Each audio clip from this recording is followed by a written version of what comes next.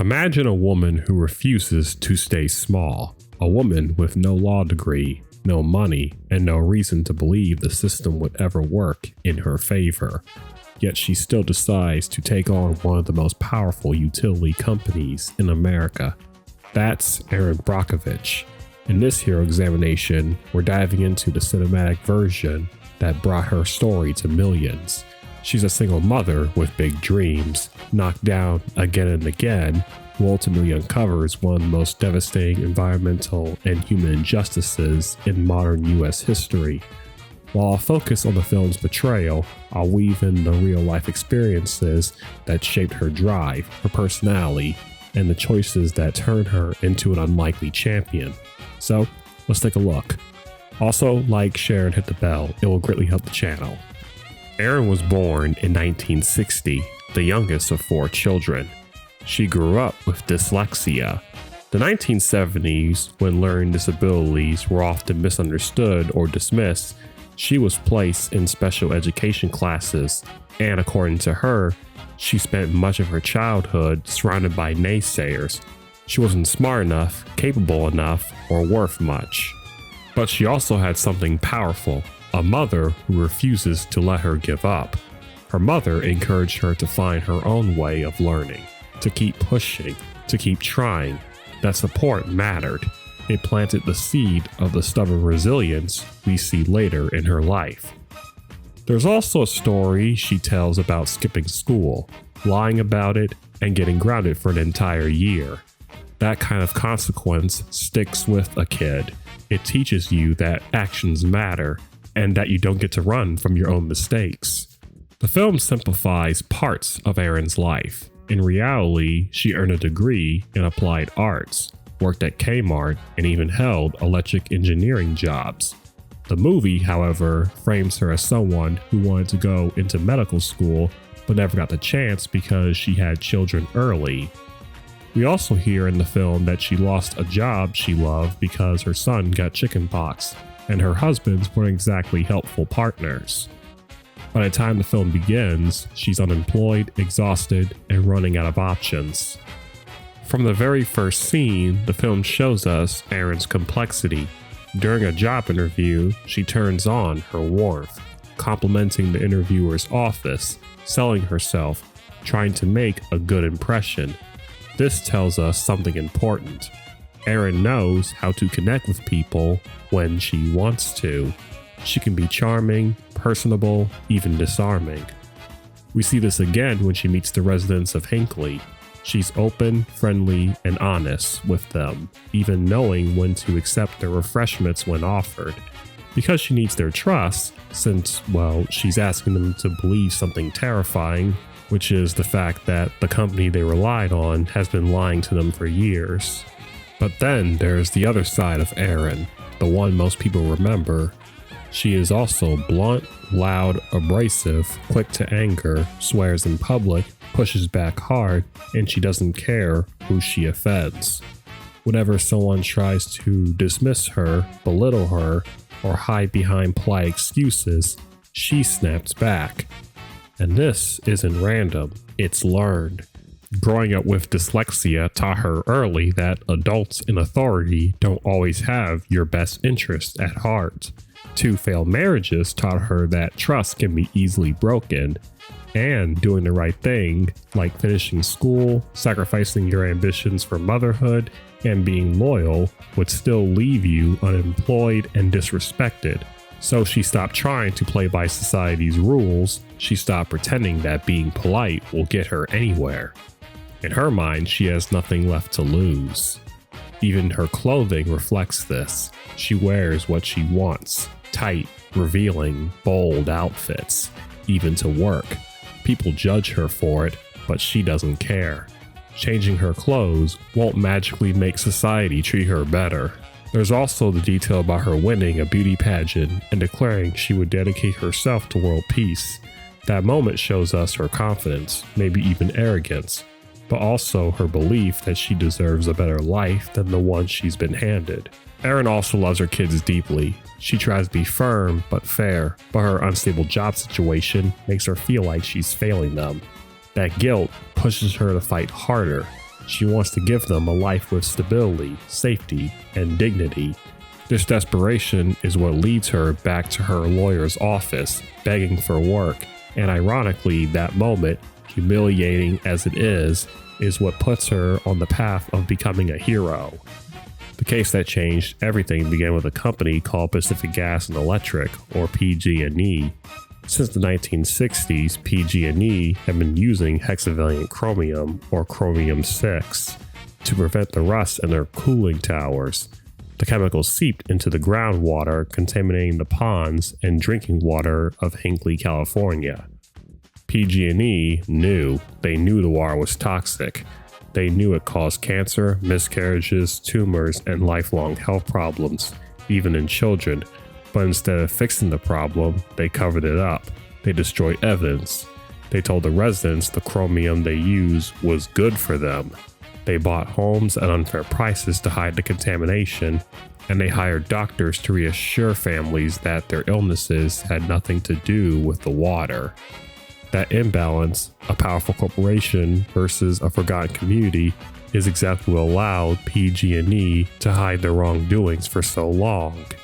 And this is where Erin Brockovich enters the story. Erin wasn't a lawyer. She didn't go to law school. She didn't even understand the legal world she suddenly found herself in. But she did understand when something didn't add up. PG&E had approached Erin's small law firm with what looked like a simple real estate case. Nothing unusual, nothing suspicious. But when Erin was sorting through the documents, she noticed something strange. Medical records mixed in with property files. That shouldn't happen. And Erin's instinct, the same instinct that had carried her through a lifetime of being underestimated, told her to dig deeper. When she visited the family involved, they told her everything. The illness, the mysterious symptoms, the company paying for doctors, the lowball offers to buy their homes. None of it made sense. None of it felt right. So Erin investigated. She researched chromium-6. She interviewed more families. She collected stories, symptoms, timelines.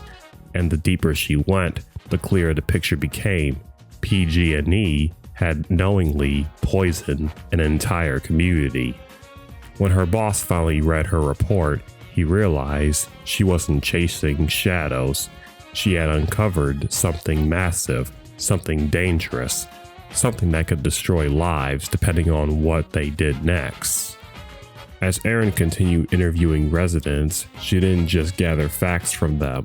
She connected with them. She listened to their pain. She saw their fear, and one moment in particular hit her hard, meeting a couple whose young daughter was fighting cancer, a little girl who just wanted to go back to school. For Erin, a mother of 3, that was the breaking point. This wasn't just a job anymore. This wasn't about money or proving herself to her boss. This was about right and wrong, about protecting families who had been lied to, manipulated, and treated like disposable obstacles.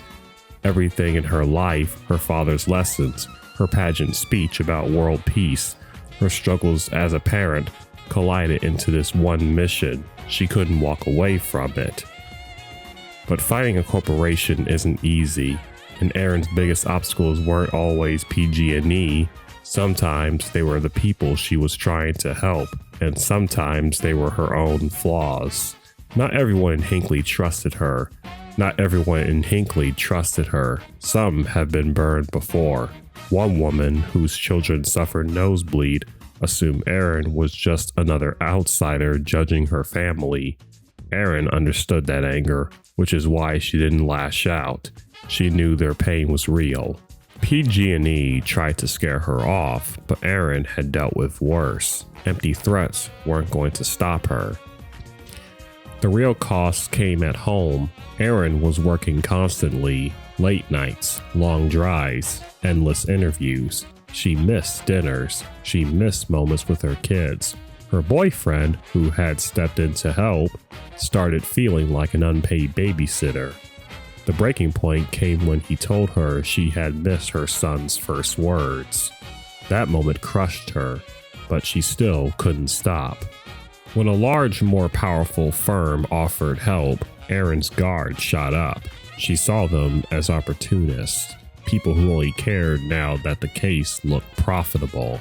She didn't trust their motives, their loyalty, or their polished promises.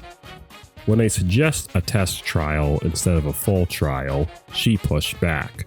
When one of their lawyers, Teresa, criticized her research, Erin snapped. And while her reaction wasn't professional, she wasn't wrong. The test trial wouldn't have been enough. They needed every single resident to justify to have a real chance at beating PG&E, and Erin knew this. In one emotional scene, Erin admits the truth. This case isn't just work, it's personal now. She's poured her sweat, her brain, her time away from her family into it. She sacrificed everything, and she's furious that the system works exactly the way she always suspected it. Powerful people protecting powerful people, but she refuses to quit.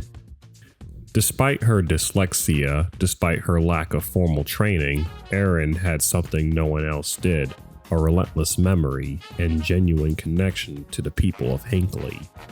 She remembered every name, every phone number, every child's story. She remembered how long each family had lived there, what illnesses they had, what documents matched their experiences. Her memory became her weapon, a way to navigate the legal maze that her dyslexia made difficult. And because she remembered them, the residents trust her. They felt seen, they felt heard, and eventually she convinced all of them to testify. By the end, even her children began to understand why she fought so hard. She gained allies too, employees who handed her documents, people who revealed PG&E's cover-ups, even a man who admitted he had destroyed evidence years earlier. All of this led to one of the largest settlements of its kind. Erin helped win the case. She helped change lives. And she earned $2 million for her work, a symbolic victory of someone who spent her life being told she wasn't worth much. And that was Erin Brockovich, a woman with no legal training, no financial safety net, and no reason to trust the system, somehow became the force that exposed one of the most devastating environmental cover-ups in American history. She grew up being told she wasn't smart enough, wasn't capable enough, wasn't worth enough. She proved that empathy is a weapon, that persistence is a strategy, that anger, when aimed at injustice, can be transformative. Thanks for watching.